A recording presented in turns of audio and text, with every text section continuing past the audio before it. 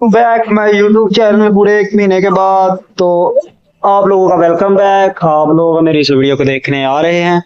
तो पूरे 1 महीने के बाद मैं दोबारा अपना कम बैक करके ये वीडियो बना रहा हूँ कि ये जो कि इमोजी वाली तस्वीर है जो आजकल बहुत वायरल होती है, तो ये तस्वीर आप कैसे बना सकते हैं। तो इस वीडियो में आपको मुकम्मल बताऊंगा कि ये तस्वीर आप कैसे बनाएंगे। तो मुकम्मल जानकारी के लिए आपने इस वीडियो को मुकम्मल देखना है। अगर वीडियो ज़्यादा लंबी हो जाए तो आप